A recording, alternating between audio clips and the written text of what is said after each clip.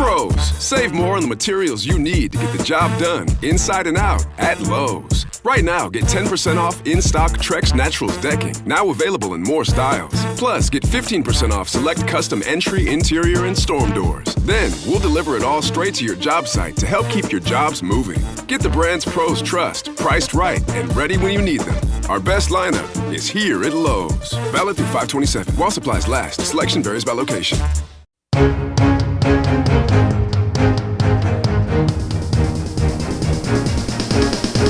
This is the Washington Times front page for Wednesday, May 27th, 2026. Thanks for joining us. I'm George Gerbo.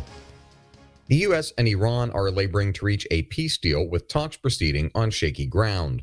Tom Howe reports Iran's parliament speaker spent Monday and Tuesday in Qatar as the Qataris try to facilitate talks and bring stability to the region.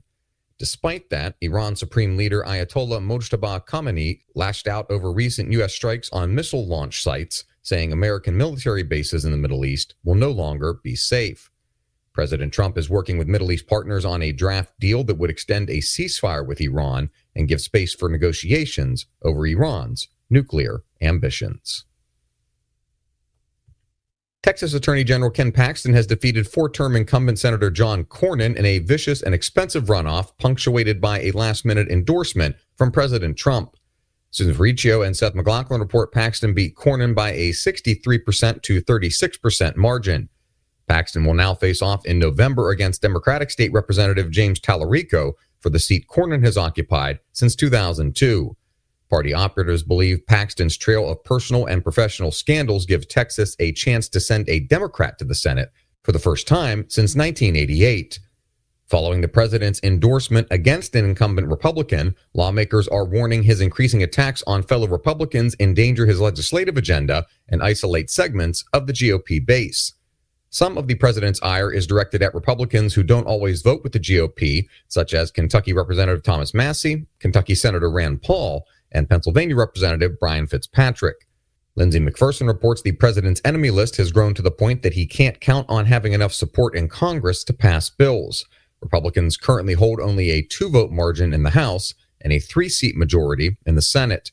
Senate Majority Leader John Thune acknowledged the president's decision to endorse against 2 incumbent GOP senators was exacerbating legislative tensions. The Supreme Court is preparing to close out its term with rulings that could shape the contours of elections, immigration, and presidential power. Immigration decisions will dominate the court's remaining caseload, Alex Sawyer and Stephen Dinan report, with a decision expected on whether the president can roll back a humanitarian protection program meant to help people from countries recovering from natural disasters, war, or instability. Even bigger will be the High Court's decision on Trump's attempt to roll back birthright citizenship. The justices will also decide a case testing rules limiting how much political party committees can coordinate with spending on their preferred candidates. Rulings are expected through the end of June, when the court will close out its scheduled work for this term. And finally, the glamour of hosting the World Cup comes with the pain of extensive renovations for the 16 venues across North America. Most U.S. sites needed a completely fresh grass surface to replace the artificial turf they use, Liam Griffin reports. Other NFL stadiums hosting games needed seats removed to provide the space required for the larger soccer pitch. Even sites that were expressly designed with hosting international soccer in mind, such as in Miami and Atlanta, are getting minor facelifts. Other tweaks, for FIFA sponsorship reasons, have resulted in temporary name changes for some of the country's biggest stadiums and to cover up or hide any corporate logos on their facades.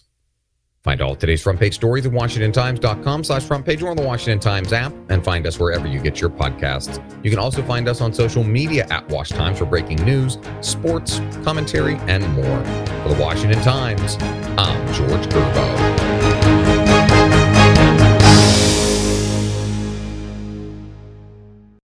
Marketing is hard. But I'll tell you a little secret. It doesn't have to be. Let me point something out.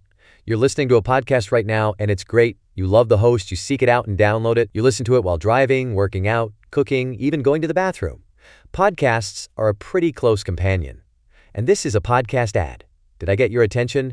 You can reach great listeners like yourself with podcast advertising from Libsyn Ads. Choose from hundreds of top podcasts offering host endorsements, or run a pre-produced ad like this one across thousands of shows to reach your target audience in their favorite podcasts with Libsyn Ads. Go to libsynads.com, that's Libsyn ads.com today.